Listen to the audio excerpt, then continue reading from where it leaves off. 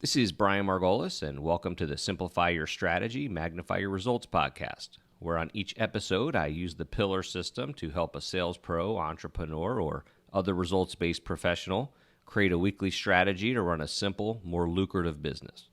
A strategy so simple it can fit on an index card, but so powerful it's actually helped create multiple seven-figure earners and is now licensed by some of the largest companies in the world to create strategies for their teams. If you'd like a free copy of my book on exactly how to do this, or want to be considered as a guest on a future episode, head on over to productivitygiant.com. Enjoy the episode. All right. So, good morning, Chris. Or good afternoon, wherever we're in. We're ready to rock and roll. So, I'll give just a little bit of background because Chris is a little different than some of the other episodes and case studies that we've done in that.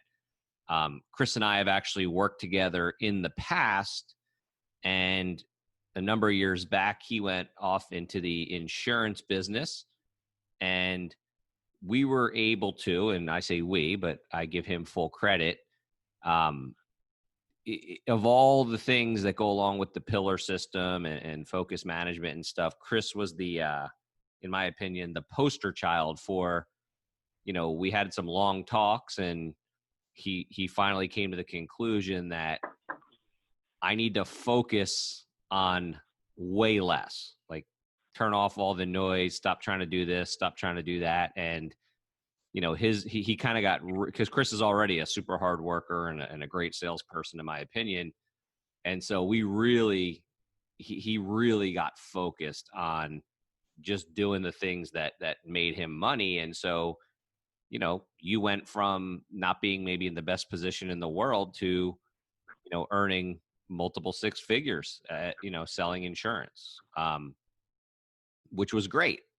And the reason we decided to record an episode here was now Chris is in the process of not only selling insurance products, but he's actually building and managing a team, which, brings a whole new dimension into it.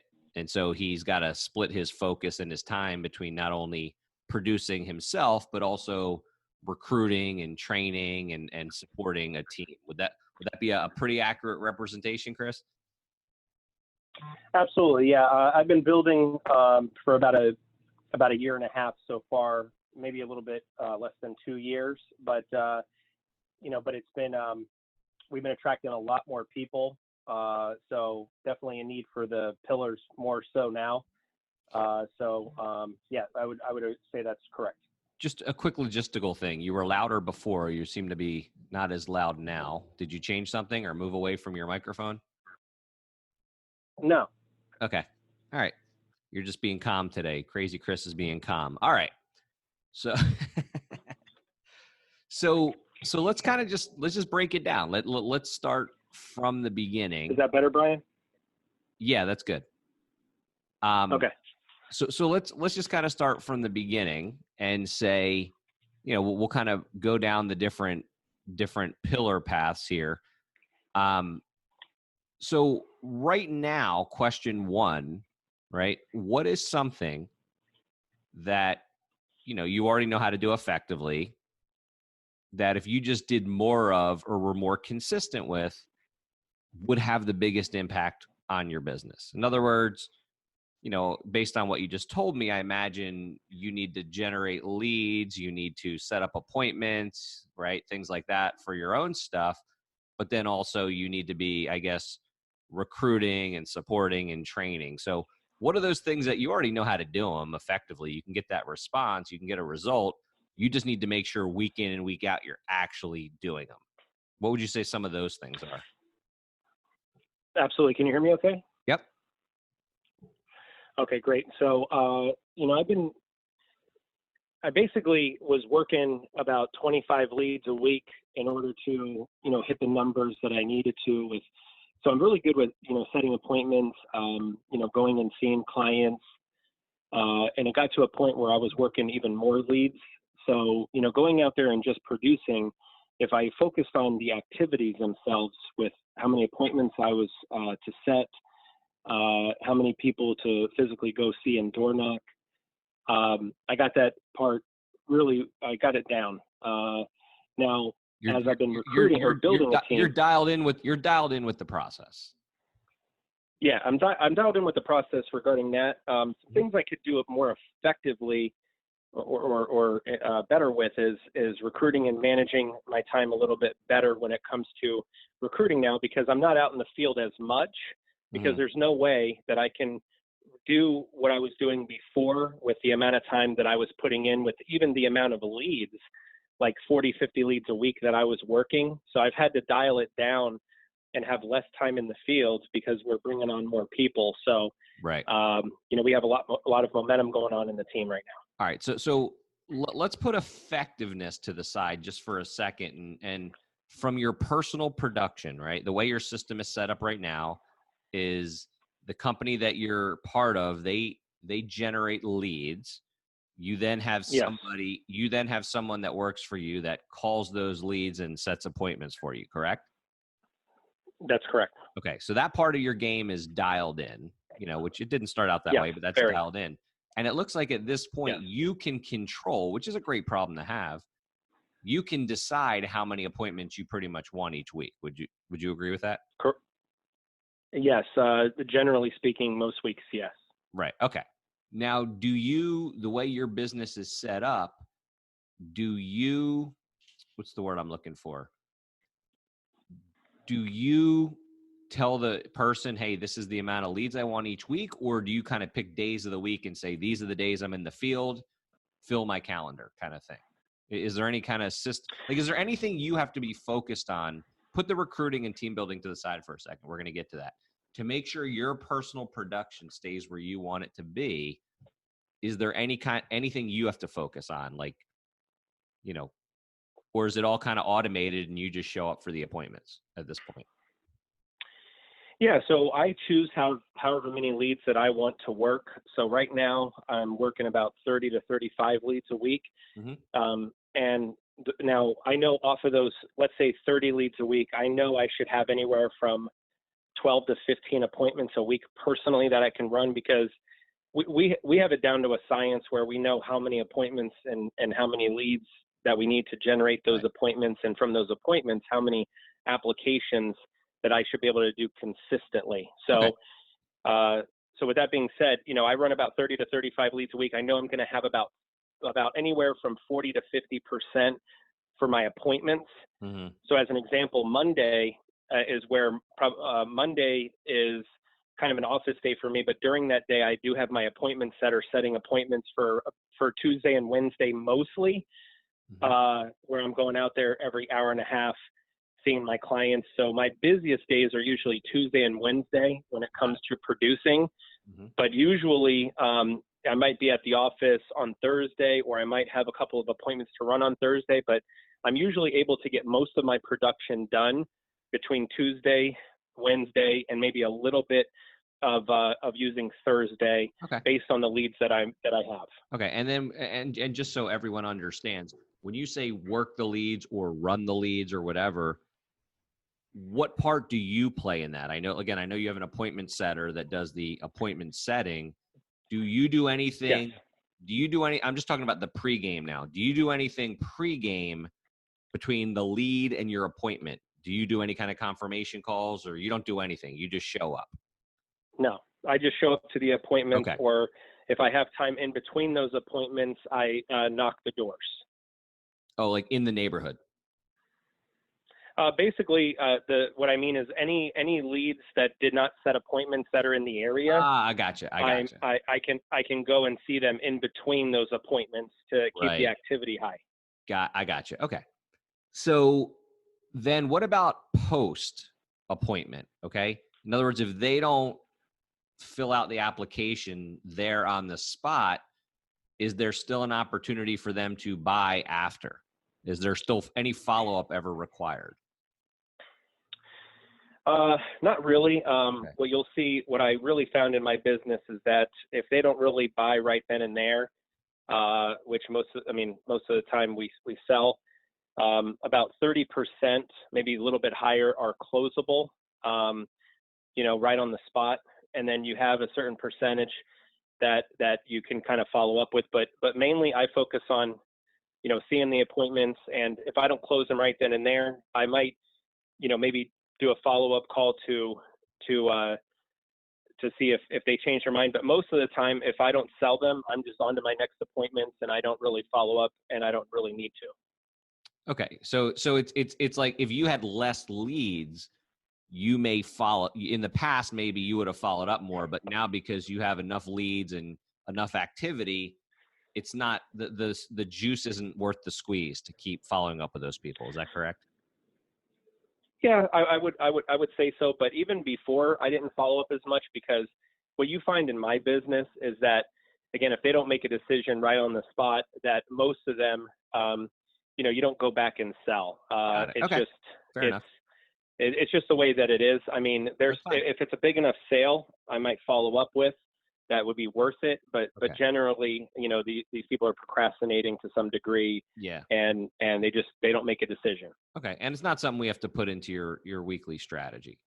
And the reason I brought that up again, is not just for you, but for those who are going to be listening to this is, you want to get, I find that people, especially in the sales game like yours, and then now getting into the management game, is that sometimes people try to be too efficient.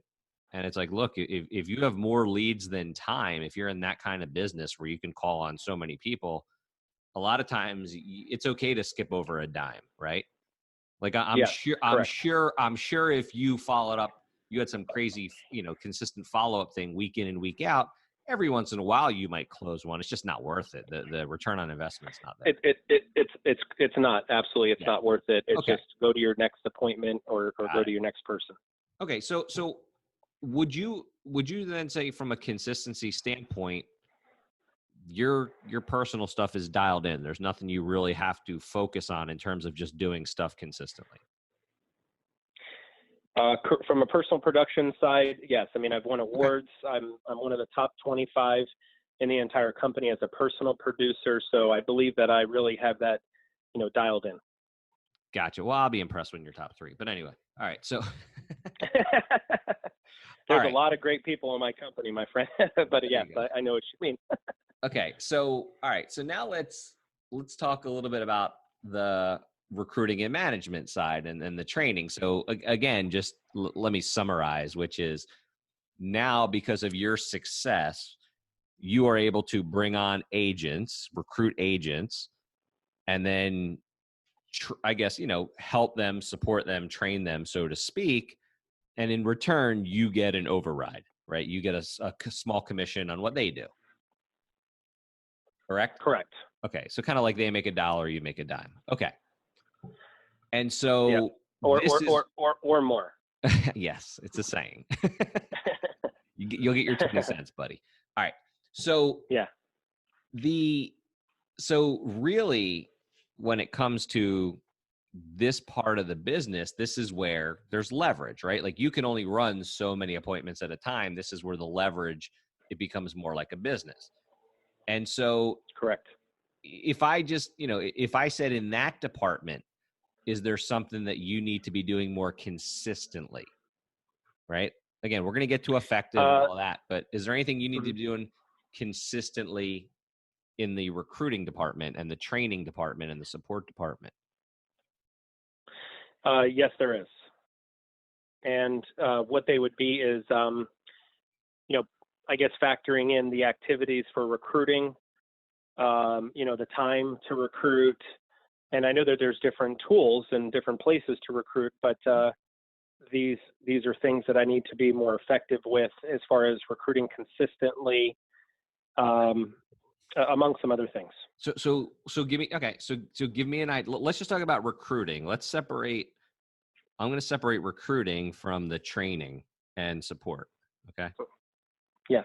So just the initial recruiting and that recruiting process. So what kind of things do you do right now that generate new agents? I would say reaching out to people on LinkedIn, reaching out to people on Instagram. I could definitely be doing better with these things and being able to track it better. Mm-hmm. But most of our recruits Now we do get some from the company every once in a while, because we are doing really well, and we're not counting on that. Yeah, but most of our recruits come internally through what we call, in a term that we used to use before, which is tap rooting, and that means other agents that are bringing other agents on our team right now, because we have about 25 agents right now. Mm-hmm. But it really comes down to showing them, building them up, their confidence into and recruiting people. So it's mainly been internal. Okay. So this is good, because I really want to break this down. So even in the recruiting world, okay, there's multiple ways you recruit. Some is you recruit through your other agents, right? Like almost And like they ZipRecruiter. refer a friend almost, right? Like they know Correct. somebody and they bring on that somebody. Correct. Okay. They're a lot. And again, that person, and we don't have to get into the weeds here, but it's not like a multi-level deal. It's if they bring them on, you're still the one responsible for training them and stuff. It's not, it's not the person who brings them on. Well, so yeah, I mean, we kind of have a saying is that, if you can't really bring them on unless you could take them out personally and train them. Got it. We do have a referral bonus program where people that, can get a bonus if somebody produces well, which is very obtainable for people to hit, whether they want to recruit or not. So there are some incentives there, but outside of that, it's not MLM in any way. It is right. That if you bring them on, that either you or somebody in your management can train them, and you really have to be the go-to person. We support you. We're going to help you. We do a lot of that, but outside of support, you have to be able to train them effectively. Got it. Which means it's important. And I remember having this talk with you a while back, but so it is important then that you bring on good people, because you can waste a lot of time training bad people. Correct. Yeah. For sure. All right. So what do you do, Chris Lovano? Okay. What do you do? What does Chris do to generate good agents from your team, what you call internal? Yeah. And before I answer that, I want to also let you know that I do use ZipRecruiter to attract agents. But as far as, just so you know, but to internally, what we focus on is I have people, there's a few ways that I suggest. Now, I have people on my team who are pretty good recruiters as well. So they use LinkedIn, they use Facebook, they use social media, in other words, to generate prospects. I gotcha. Now, when it comes to internally, every person that we're thinking about bringing on, number one has to see our company overview. I need to have a conversation with them. We answer any questions that we may have, but we have what's called an expectations, which is we go over what they can expect from us as far as leadership in the company, but we also go over what we can expect from them. Now, this is what really determines, if they're going to be a good fit and they understand the process, because, we only hire full-time. We don't hire any part-time agents. Right. We go over these things. So after we have a conversation and we really sort and weed out, that lets them know, hey, should you be here or should we bring you here? Yeah. Okay. So, but I think what I understand. So what I'm asking is and I don't know what the answer is. I'm just talking about you have multiple pipelines of recruiting, and we're going to talk about those: ZipRecruiter, your own personal stuff, all that.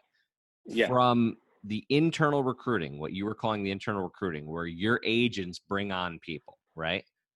Is there anything you do each week or need to do or can do to make more of that happen or to make it more effective? Or is it just kind of one of these things where, no, if they want to do it, they do it? Like, it doesn't really help to incentivize or work with them on it or whatever. In other words, are you teaching them how to recruit better? So we do a leadership call that we do, and we really we not only, show people how to kind of reach out, and again, we could do better with this, but we mention the ways. We haven't really gone over like a lot of training as of yet to show them how to recruit, but we really show them how to put somebody in the car with them that they know, and really just go out there and be on them with a ride day to be able to see what's involved and to see if it's something that they would want to do. Right. Okay. So that's mainly how we're doing it. But we're also, using social media, but we really tell people, hey, just jump in the car with me, come out and see what a day in the life is, being an agent, right. Watch what we do. And if it's for you, great. If not, at least so right. That's Understood. kind of how we've been getting people as well. That's the process that's part of the recruiting process, right? And yes, that's also, in a way, it's kind of automated because you have these scheduled leadership calls and things like that. And it's during these scheduled calls, right, where you talk to the other leaders and stuff about how to do this, better ways to do it, things like that, right?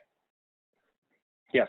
Okay. All right. So that's probably not going to wind up in your pillars then, because it's not something you have to focus on each week. It's not something you right now need to get better at because you kind of know how to do it, right? And so now it's just a matter of teaching others how to do it.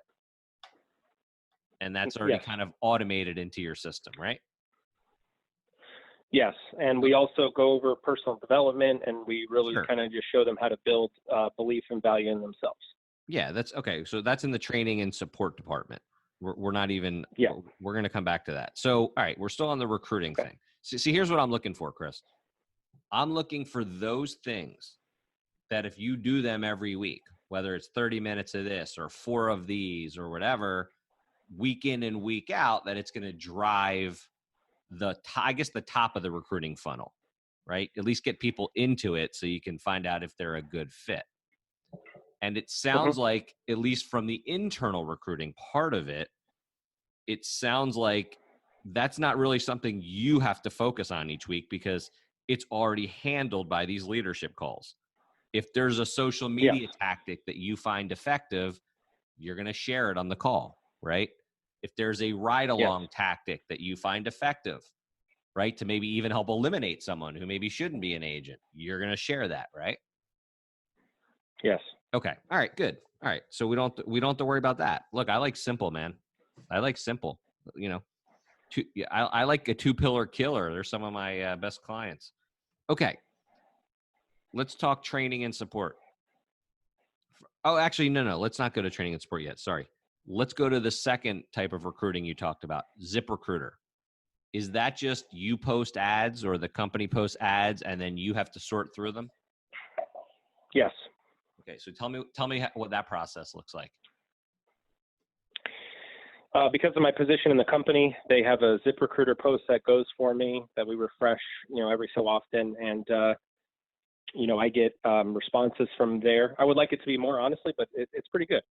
And I call them, and usually it's got to obviously be in between what I'm doing, which again I'm trying to be more better with as far as consistently, but. Days like Mondays and Thursdays, or the later part of the week, I can call these individuals, have conversations with them, and if it sounds good, have them over at the office to meet with them. Mm-hmm. And so I'm kind of reaching through there, sorting to bring them on. All right. So let me pause you there and say, okay, let's figure out not when you do it, right? Because that's the second part of the pillar system. The first part of the pillar system is, okay, what do I have to make sure gets done every week? As long as I do A, B, C, and D, everything else takes care of itself. The second part of the pillar system, which is, okay, now how do you actually hit your pillars consistently, right? That's when we get into, structuring your days, planning your weeks, the CAP strategies to make sure those things get hit. So I want to stay focused right now on the what has to get done. So the process of when a application comes through ZipRecruiter, I'm sure you get some kind of email, right? Yeah. And then do you then have your appointment setter schedule a call? Do you just reach out and call them? How does this work? I reach out to them personally. Okay.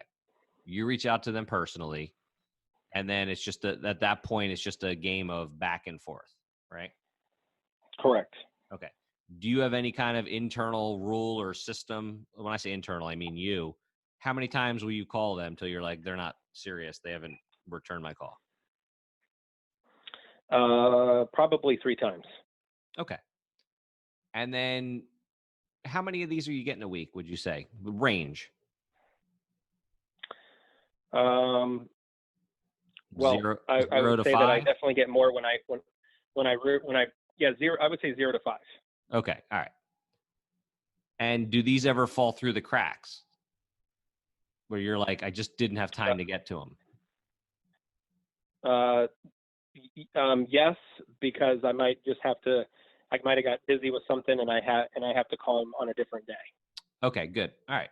But they didn't fall through the cracks. You just didn't get to them right away. But correct. I guess what I'm saying is, do you ever get to the point where you're like, oh man, it's been like 4 days, I haven't called this person? No. Okay. So are you happy? But I could have a better follow-up system. So it's more reactive. It's more reactive as compared to being proactive, honestly, for that. Okay, good. All right, let's talk about that for a second then. Are you a kind of paper and pen kind of guy? Like, do you like to just print out the resume or the application and that's how you kind of work them? Or do you set up some kind of CRM or Excel sheet or something? I just more paper and pen.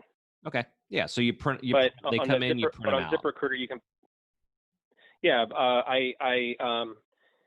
I don't really print out the resumes. I will, view them, and there's some notes that I can put on there, as to doing that. But okay. And where do you? I could be better with. Okay. Where do you currently keep that? Well, our company, and I could do better with this, but so I'm not really doing that effectively. As far as following up or have a system for it. But our company did launch a program where you can put those people in, put notes, and that way it's kind of in front of you, so you're tracking it.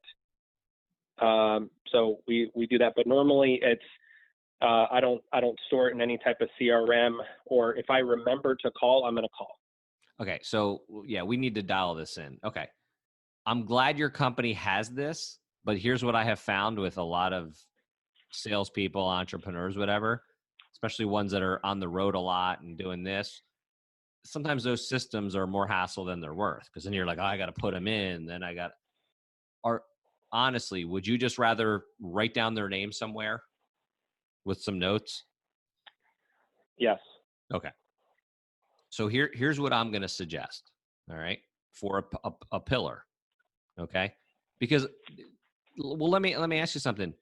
Are there, besides ZipRecruiter, right? Besides ZipRecruiter, I imagine that you also have names you want to stay on top of people maybe that you recruited or started a conversation with, or that your team sent to you.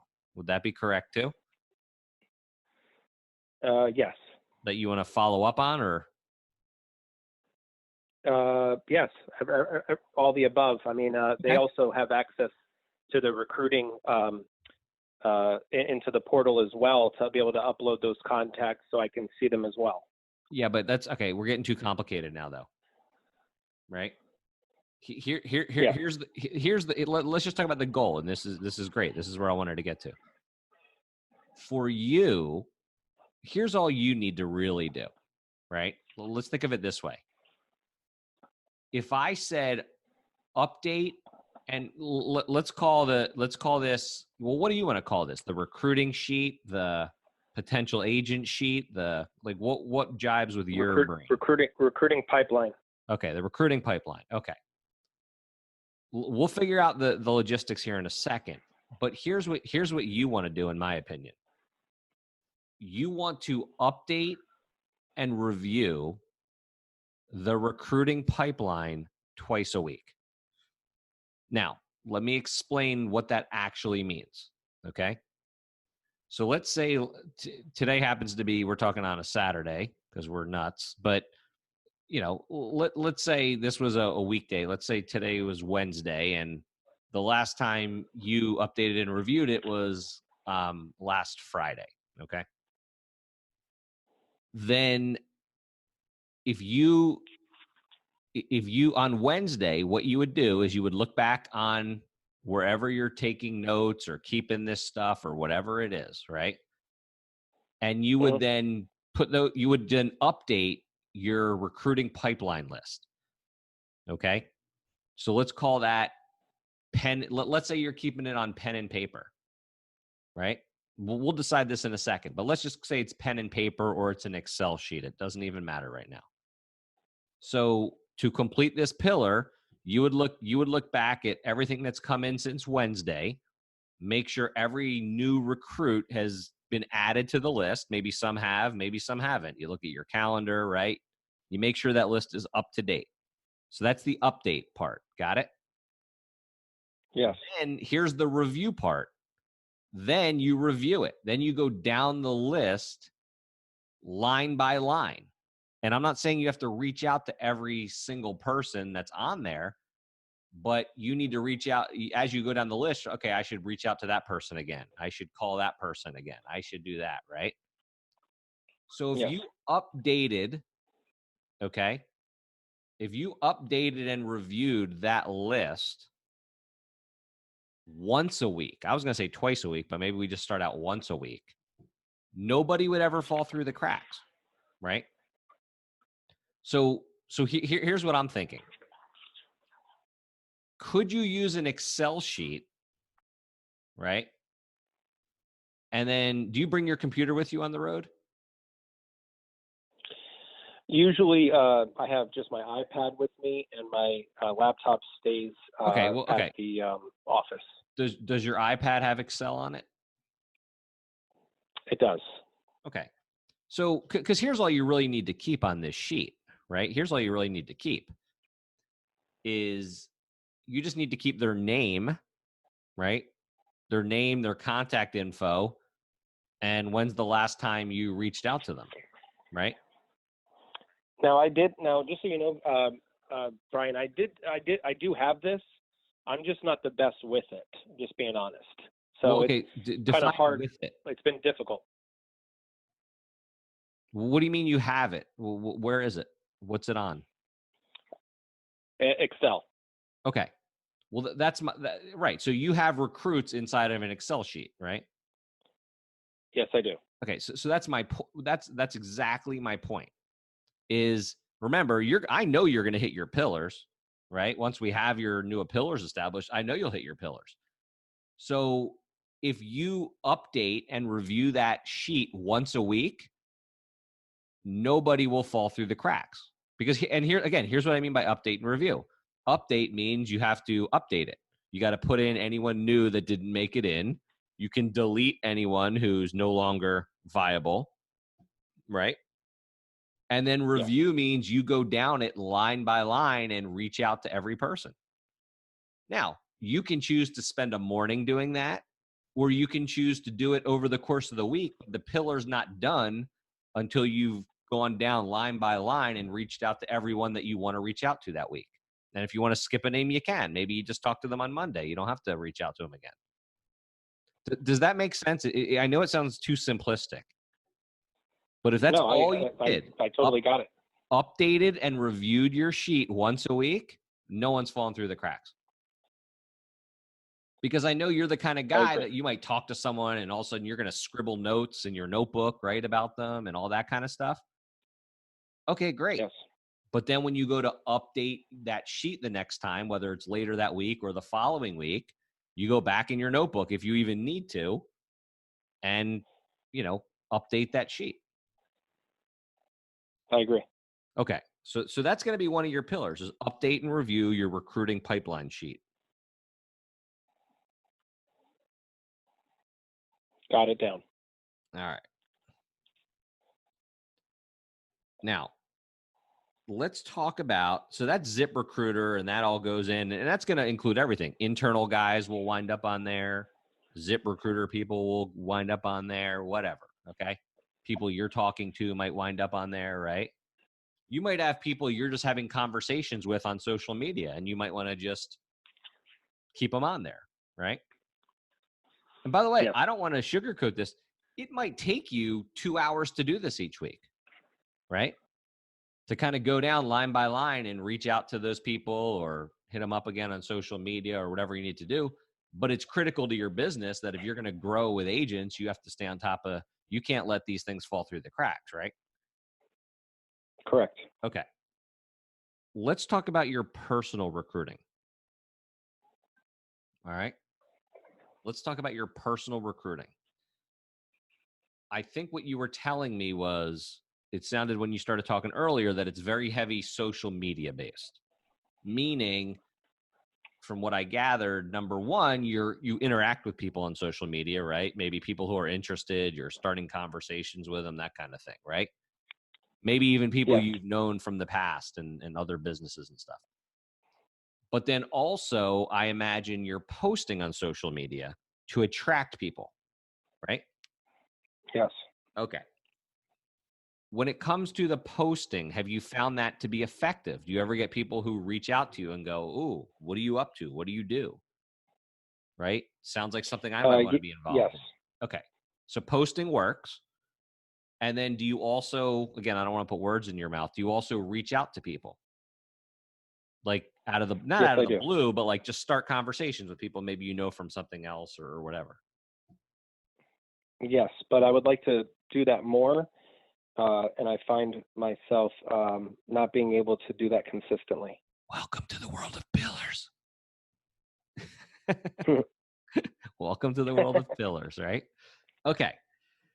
So let's talk about that. Let's talk about posting. All right. Let's talk about posting for a second. How often, again, these are minimums. How often do you feel you need to post? 3 times a It feels week? like I've been posting kind of, I think three times a week would be good. Okay. But, you know, I used to post more, but I don't post as much as of lately. You know, so, you know, it's a couple times a week is generally what I do. Well, look, I mean, here's the other thing though. For what you're doing, I think it's not just about posting frequently, but it's more quality. It's like, are you going to say the things and put the kind of pictures up or whatever that's going to attract the right kind of person, right? Like just posting for posting's sake doesn't necessarily mean anything, but posting something effective does, right? Correct. You know, you're probably going to figure out over time, if you haven't already, that certain things make people reach out and go, "What are you up to, man?" Right? I want to make some money or whatever it is. Okay. Now, when you say post 3 times a week, do you have it set up so you can post to multiple platforms at once? Like, do you have like a Hootsuite or a program, or if you put a post up, it'll go to LinkedIn, it'll go to Facebook, and it'll go to Instagram and Twitter or whatever else you use? Or do you do all those individually? I do it individually. I've tried some of the other things, but it's, I don't know if they've corrected it, but I mean, there's sometimes that I might post a picture and it says that it can't upload to this one, it can't upload to that, and it's just it's more frustrating than it seems to be. It's worth. Okay. How many platforms do you post to? Is it Facebook, LinkedIn, Instagram, and Twitter? It's LinkedIn, Facebook, and Instagram only. Okay. But I've been focusing a lot more of my time on LinkedIn. Okay, but I would imagine you should really be posting similar stuff on all 3, right? I mean, it's a different audience, so sometimes you might want to, you know. But how about this? Could the pillar be 3 by 3 posting? 3 posts on each platform 3 times a week. Yes, it could. Right. And again, sometimes you can post the exact same thing. Sometimes I don't really know much about Instagram and stuff, but sometimes you could make it Instagram friendly, I guess, right? Just alter it a little bit or something, right? Yes. Okay. So 3 by 3 posting. Now, as you know, I know you've read the book a couple of times. This idea of reference documents, right? I would create a reference document for this pillar. And that reference doc could be a Word document, it could be an Excel document, whatever. But I imagine a lot of times you just have ideas for posts, right? Like, oh, if I posted Yes. this, that might be cool. Or maybe you read about some guy's technique for posting and you're like, oh, I should try that. Like, I'll post a case study, right? This is Bob. Bob became an agent, whatever. This is Bob now, be Bob, whatever, right? Like, there's all different things. What about Bob? What about Bob, right? So, figure we get that in there somehow, right? Yeah. So I guess what I'm saying is that way every week when you go to post, all right, you go to do your thing, you're not starting from scratch. You're not just going to post what you feel like at the moment. You actually open up that Excel sheet or that Word document, and it will give you ideas and links and things you've written out maybe for future posts, right? And that way you're not starting over every time. It's like, oh yeah, I forgot I wanted to do that. Does that make sense? Absolutely. Because I'm sure you have ideas all the time. In fact, I know you have ideas all the time because I remember when we used to work together, you always had ideas, right? And too many. Well, but that's okay. So you put them Yeah. into your reference documents, right? If you follow my system, if you go to the planning your day, planning your week video, whatever, there's a place on your weekly card to jot those ideas down. And then when you change the card each week, you will put the 80% of them you'll end up crossing off, but the ones that you still like a week later, you put into the appropriate reference documents, right? What that does is that makes that pillar way more effective. It's like you're not starting from scratch every week when you have to do it, right? You're not just posting something just to get one done. You're actually posting effective things, right? Okay. Correct. The interacting with people on social media, I don't think we need a pillar for, because that's a classic, urgent, significant, reactive thing. If someone writes you back, you're gonna keep that conversation going, is my guess, right? That's not like something you have to focus on. It's not like you have 42 messages and you don't respond to people, or do you? No, I mean, it's not really like that. I do find that nowadays it's tougher to sometimes get back to certain people. It's just because you're busy, you're helping people, and before when I used to do other businesses, I used to really be on top of the messaging, just responding right away. But it just seems like that's not able to happen, but for good reason. But it's not like I have a million people reaching out to me and I don't respond. It's not like that. That's what I'm saying. Like, you don't need a pillar that says, okay, remember to actually go on to Facebook and respond to people who wrote me messages about what I do. No. Right. That's okay. No. And if that becomes a problem, we can add a pillar, but that's fine. Right. That's good downtime stuff. You're sitting in your car, you're waiting, you got a bunch of messages, you start interacting with people. Okay. What other methods do you use to recruit besides social media personally, or is the majority of it done on social media, which wouldn't surprise me? Social media and internally, I do want to start reaching out to contacts that I know from the past. I just, I haven't done it. Normally I've been going after people who are already in the same business. It's an easier transition. They don't have to get licensed. Just maybe wearing the wrong jersey in the wrong vehicle and can come here. But right. I do want to start, and what I do find is that when I recruit new people, what we call neophytes, there's probably a better word for them, but when I recruit neophytes, they're very coachable. Mm-hmm. They don't bring a lot of bad habits. Not everybody does, but they just seem to. They just seem to. You guys have a really system. Follow instruction. Yeah, in your business, you have a system that works. You already know that system works, and it's kind of like, if someone's been doing it for a long time, they're going to kind of want to do it their way. Which is not the end of the world. But I understand what you're saying. So okay, so let's talk about recruiting these neophytes, as you call them, right? Yes. So that's, I imagine what that really comes down to is going through your contacts, your phone contacts and your social media contacts, and then reaching out to them. I mean, is it any more complicated than that? No, but Okay. it's not being done. No, But look, yes, look, it's not complicated. Chris, we're having this conversation because you're an absolute super talented animal in this world. And I know, just like the first time around, if we just get you focused on a few things and you hit those few things each week, everything else will take care of itself. Pillars are never that complicated, right? That's the great part. Okay.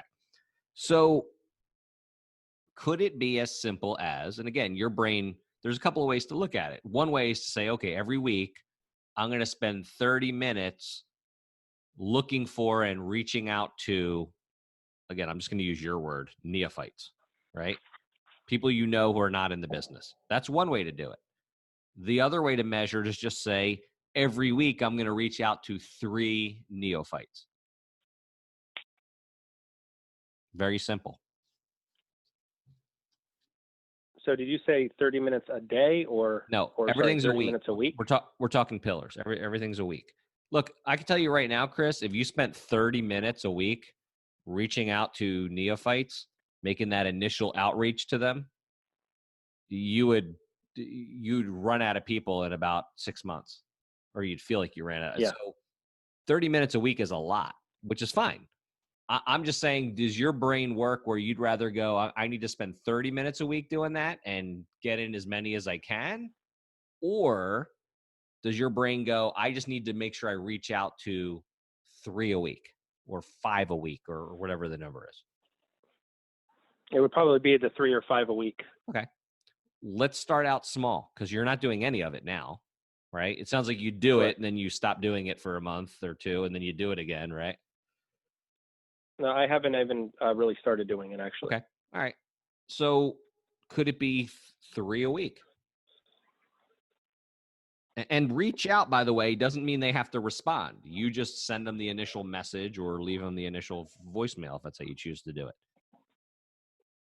Yeah, I could do 3 a week. Okay. Are we calling them neophytes, or do you want to come up with a better name before I write this down?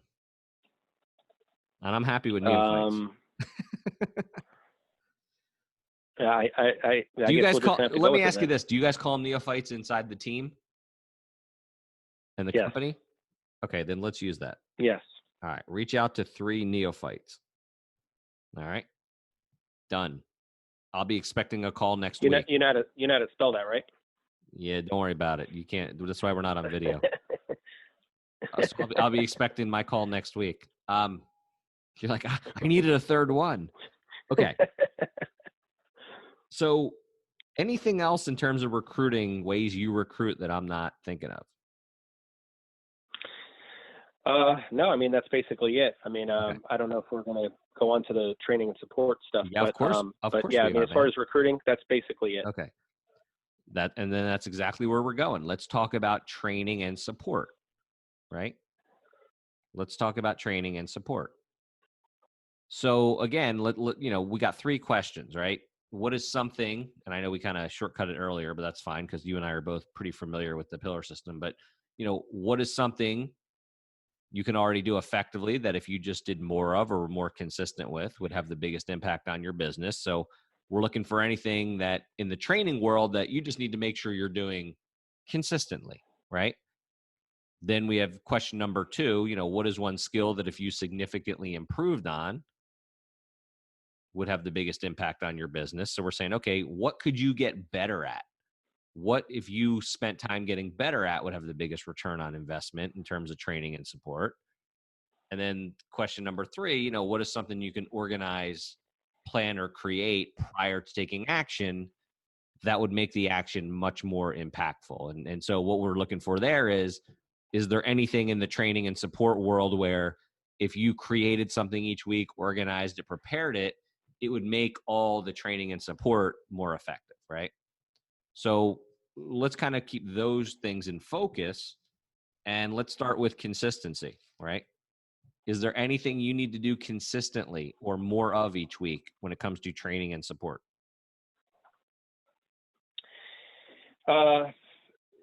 Yeah.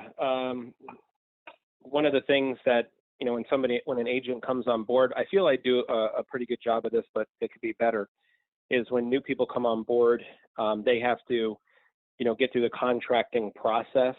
Mm-hmm.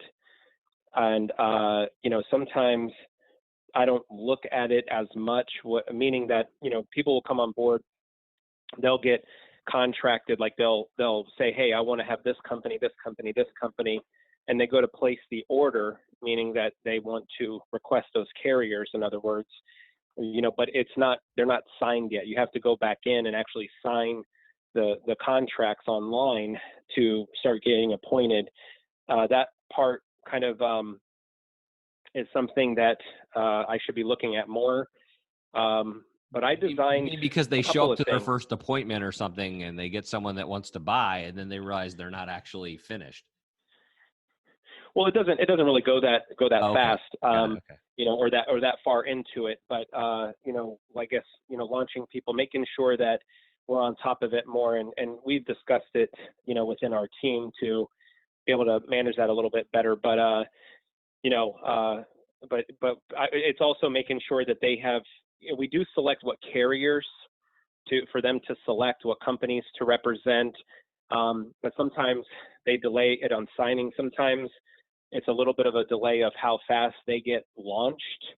But I did design something called the new agent checklist, which is something that I give to every agent to be able to show them what they need to do from A to Z. I just realized that there was something missing in the industry for this.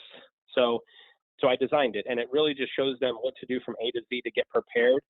But generally, people do use it, but it's better, and we do talk about it a lot, but it's really having the managers on the team and myself really focus on that more and more quickly, and making sure that they're, going through the processes to be able to get out there and sell faster.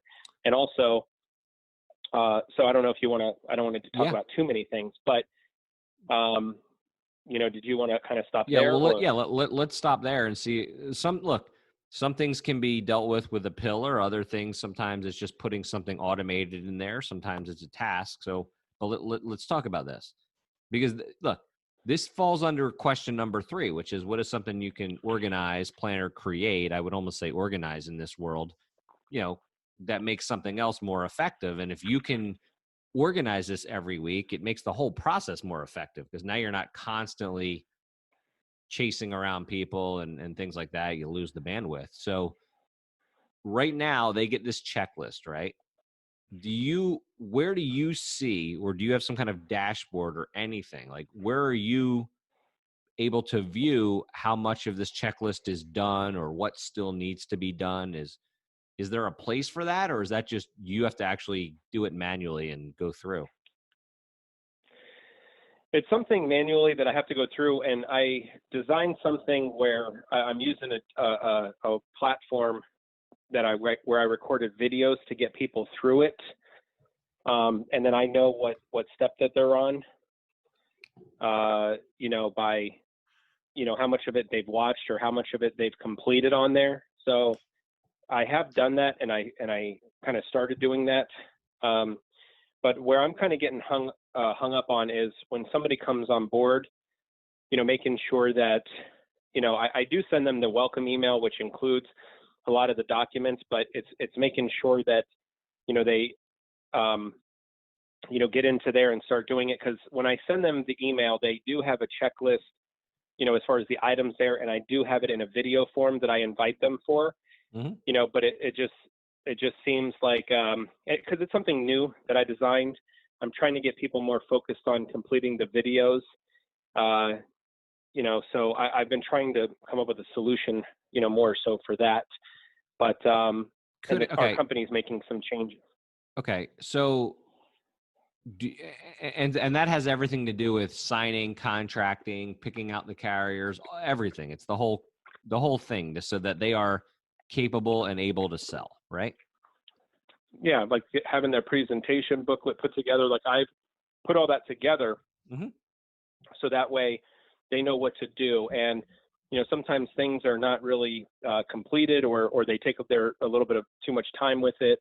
Right. It's there. It's just that, and I guess just like with anything else, people are gonna, either really do it or somebody's not, but Yeah. not do it. But I felt like I needed to design something. All right, but could you? To me, I think it's almost more important that the managers, right, that are handling it, whether it's you or one of the other managers, it's almost more important that they have a checklist of everything that has to get done as well, right? So could it be? Yeah, actually, I did. I did design something for that, called the manager launch program. Okay, so I just actually designed it. So that way the managers know they can go down a checklist and make sure that everything's done. Okay. So could it be as simple as is the word when they're done everything, when a manager has made sure they're done everything, right? Meaning, let's pretend it's you in this case. When you're talking to a new agent and you're kind of going through, okay, you did this, we did this, okay, you're ready to go, or, oh, you still need to do A, B, and C, right? Could it, do you guys refer to that as that person has now been launched? We don't really use that word, but okay. Ready to go. Yeah. All I care about is the word you use. So when an agent is literally done the checklist, what do you consider that? What do you call that? Like, I don't have to worry about. We just say it's completed. Yeah, we just say it's completed, and you're like ready to go. Okay. You might, just for your own terminology, you might need to say something like, okay, that agent's launched, or that agent is, I don't know, greenlit, right? Like, they're ready to go. Some managers made sure they're done everything, right? Mm-hmm. Okay. Let's just use the word launch for now, and then you can change it later. Could it be as simple as, for you, right? Because here's the real thing. It's really you staying on top of it, is what you're saying, to make sure that people are either launched, or they're going to get launched, or they're going to complete or not complete it, and you can move on, right? Correct. Could it be as simple? Do you have some kind of list or access to a list of new agents, right, that you can look at or print out every week and just kind of see, find out launched, still not launched, incomplete, all that kind of stuff? Is there some central source for that, or no? It's kind of hard to.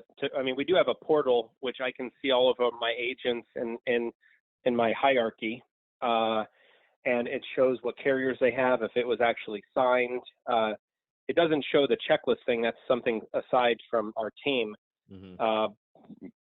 So it doesn't really show that, but it shows the carriers, if they've been approved or not, but nothing that says they're completely launched. And that's why I started working on a document that a manager can use to make sure that when all those steps are done, that person is, ready to go, or launched, in other words. I just really haven't rolled it out yet. Okay. And well, let me ask you this. What's the timeline? If someone's been an agent for more than 30 days and they're still not launched or completed or greenlit, is it ever going to happen? It is, but they're on the clock. If they, go 60 days without putting in a piece of business, they get terminated automatically out of the system. So yeah, well, you don't have to monitor that though. That's being monitored, right? Yeah, but okay. But some people do go 30 days, and sometimes it takes them that long to get everything done. So, okay, do you have any kind of list of where you can pull up the agents who've started over the last 60 days, like sort it by date?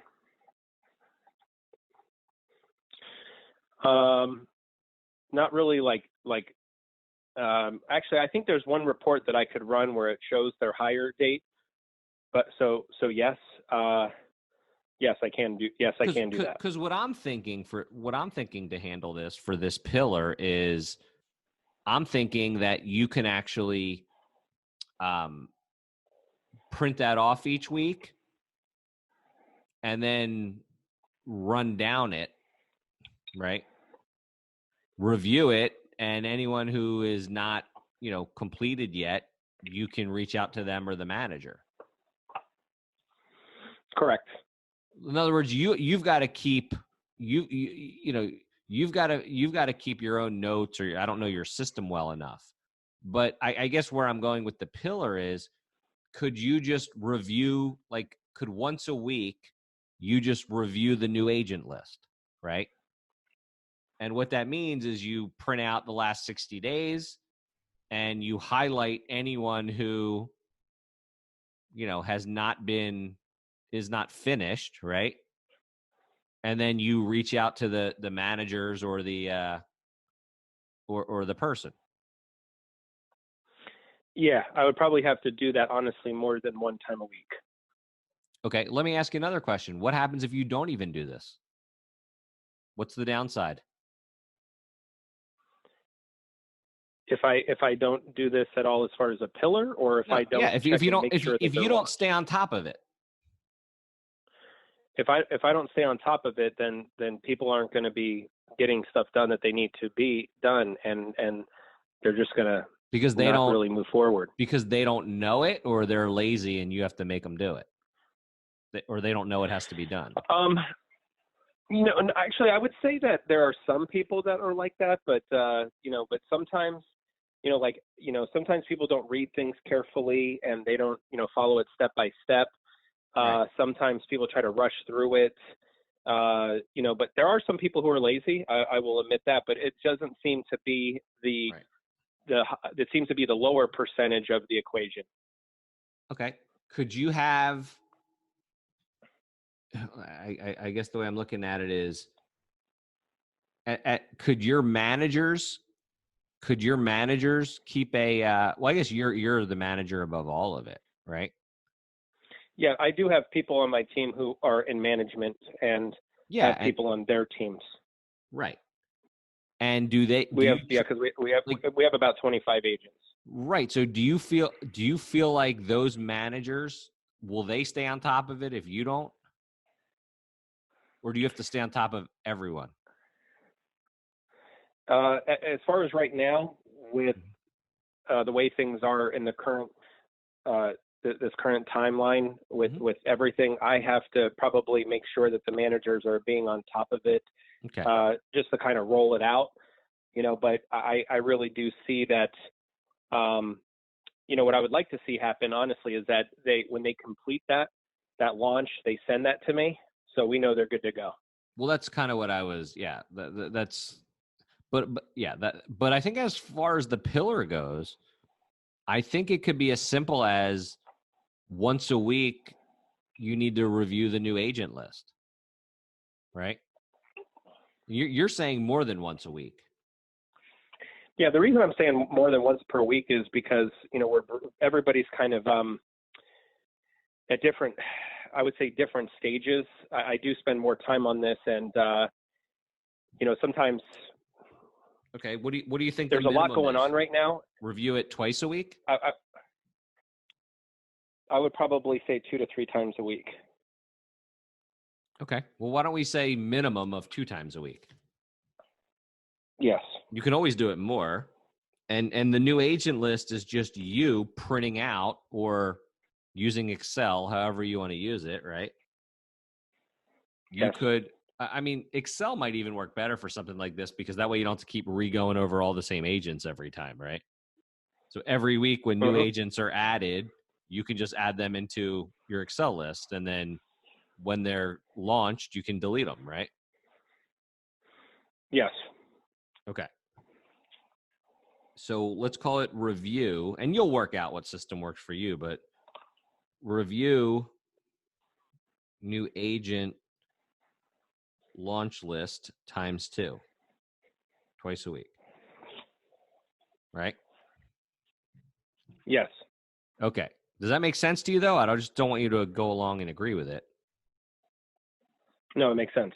Okay. And I understand it. So keep an Excel thing, whatever, delete them, and then hopefully that list isn't that big every week and you know exactly who to stay on top of. I did have something like this before, honestly, Brian, but I think I had too many columns, and it was just, it needs to be really simplified. It really just needs to be their name and whether their name and, what they still have to do. Right.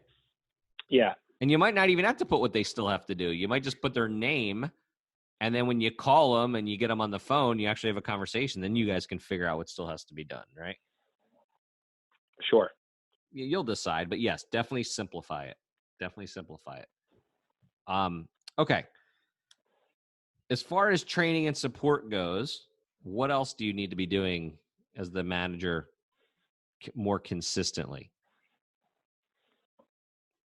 I know you already have training calls, right, that are scheduled, or is that just a leadership call?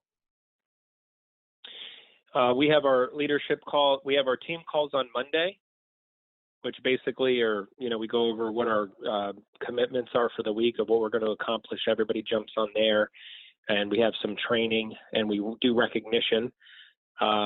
Tuesday through Friday is a conference call where we jump on for 30 minutes, go over our numbers, share some stories, inspiration. And then we also have Saturday, which is the leadership mastermind call that we have. Okay. But what the actual new agents, though, when do they get trained? That's more of the ride along stuff? Yes. Okay. Gotcha. Okay. So now I do send, when everybody comes on board, I send them an email, which includes all the documents that they need, along with the new agent checklist, training videos of me making calls live, how I present, they get everything. Right. So they do get that, but most of the training is when they go out in the field and get trained for 4 to 6 days. And that's if they really need it. I mean, if we bring on somebody who's experienced, right. We still have them review the system and then they can start following it from there. Got it. Okay. And down the road, you could almost hire a part-time training coordinator where you teach someone the checklist and they stay on top of people to make sure, they get done what they get done. I mean, somebody could probably do that in 5 hours a week, right? 5 to 10 hours a week. And you could pay them to do that, pay them $20 an hour or something to do that. Okay. Yeah. So also, I guess I didn't mention this too, but this goes along with the recruiting stuff is that I also am starting to use Monster where I'm reaching out to people, but I'm probably going to have the person that sets appointments for me, call and reach out to resumes to be able to do that. But I've started doing that a little bit as well. Okay. But that'll just fill the recruiting pipeline. So as that pipeline gets updated, you're still going to have to update and review it, right? Yes. And that update and review pipeline sheet, I imagine sometimes is going to take you 20 minutes to do, and other weeks it could take you 2 hours if you have a lot of recruiting going on. So sure, it just is what it is.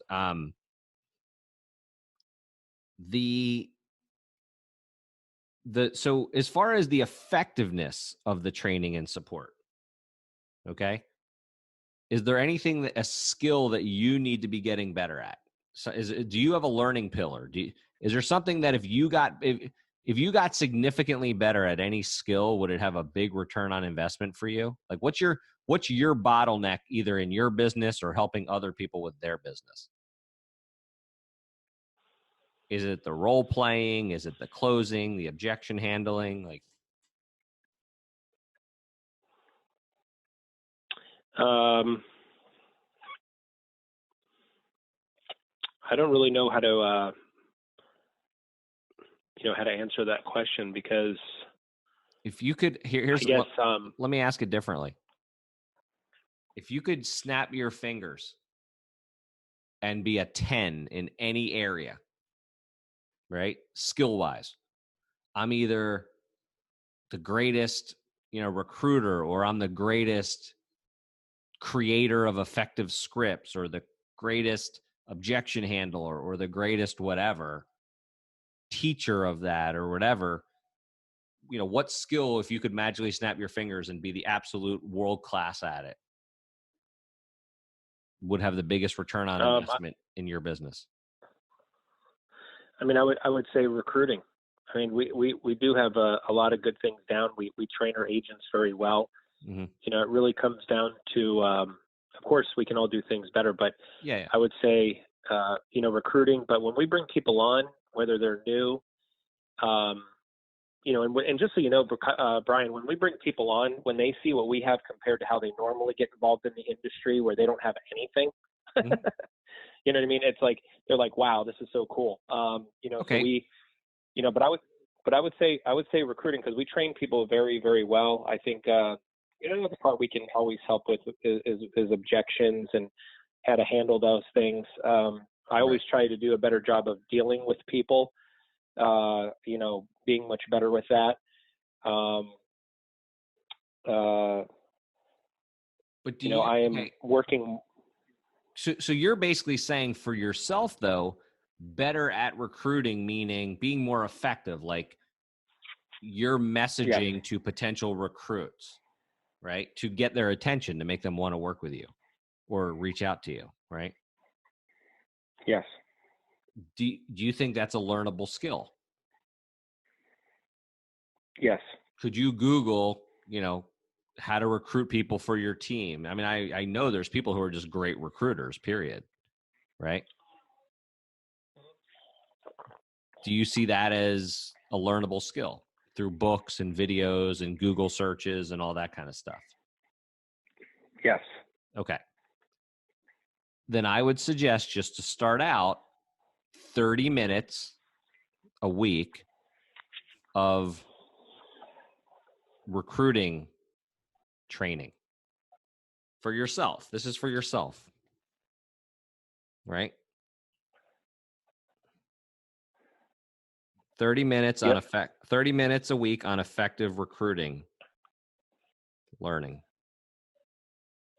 Because I imagine there's some great stuff out there on building teams and getting people interested in what you do, and just even direct response copywriting, right? Just how do you create a post that attracts the right kind of person, right? How do you have a conversation with someone to say the magic words that makes them realize this is something they should take seriously, right? That's all part of it. And Yes. I will tell you this, that is something you should definitely have a reference document for. Like, as you find different trainers and books and links and sources and search terms and all that, you want to keep a sheet of that, an Excel sheet or a Word document, whatever. So each week when you go to do that, right, you're not starting from scratch. You have all these things already in there. Make sense? Yes. Because I guarantee you there's some, you know, it's like 80-20 all the time, but, you know, you might find one recruiting technique or line or way of approaching people, or even a market you never thought of, right, to recruit in, that could change your whole business. But it might take you a while to find it, right? Yes. So I would say that one. Do you think we missed anything Okay. today? Is there any area of your business we're not addressing?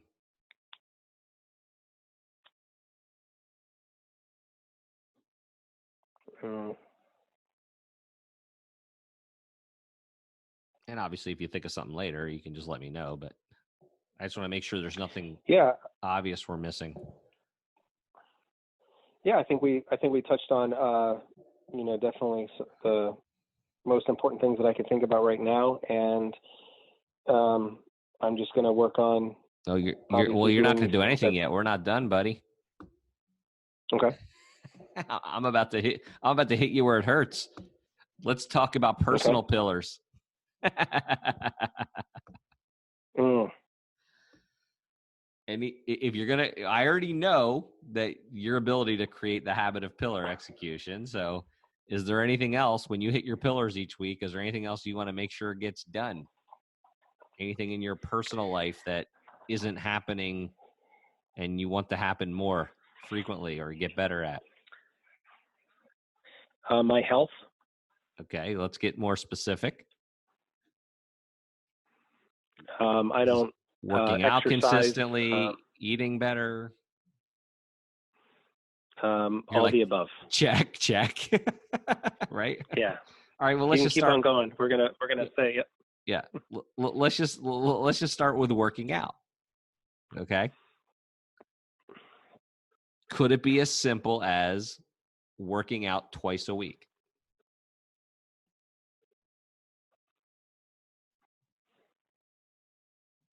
Yes, it can.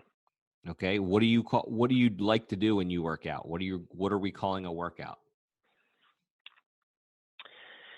I generally, I mean, I know it's harder right now with everything going on, but I like to go to the gym. I like to use weights. I like to do the elliptical, cardio, stretch, go in the sauna, steam room. I mean, I know that's other stuff kind of outside of it, but I like to swim. Mm-hmm. I like to swim a lot. So, well, and so you know if you're calling something a workout, right? Like if you're at home, what would you do at home if you couldn't go to the gym? Is there something you can do at home, or? There are things that I can do. They just don't get done. Right. But all right, give me one example. I mean, I could do just using body weight, just doing squats. I could walk. I could, I could walk. I could run. I could, I could, do lunges. I mean, a lot of different things at the house. I could do like, I could do pull-ups on the stairs. No, I'm just kidding. All right. So there's just. What about two workouts a week?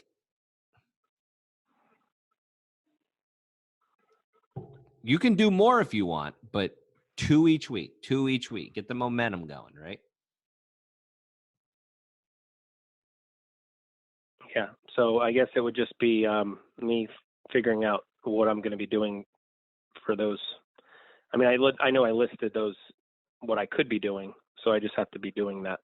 Yeah. I mean, look, you can spend 10 minutes coming up with some stuff. You can run up the steps, do step runs. I mean, I don't care. Get to the, when things open up, get to the gym more. The weather's still nice, doing things outside, going for a long bike ride, I mean, to me, a workout, whether you're talking about a workout, is getting your heart rate up, right? I wouldn't count walking in your case. That's just my opinion, but something to get your heart rate up, right? Absolutely. Again, right now, I don't even care what it is. I just want the upward spiral to begin, right? I just want the upward spiral to begin. And again, the week starts with pillars. Week starts on Saturday, ends on Friday. So anything you do on the weekend is a bonus. Absolutely. From an eating standpoint, is that something you want to tackle right now, or do you just want to start with the workouts? Workouts will be fine. Start one step at a time, right? All right. So here's your pillars. You ready? This is what we got. We got update and review your recruiting pipeline sheet once a week. 3x3 posting, meaning you're going to post 3 times on all 3 platforms. You're going to reach out to 3 neophytes a week. You're going to review the new agent launch list twice a week. You're going to spend 30 minutes learning about effective recruiting. And you're going to do 2 workouts a week.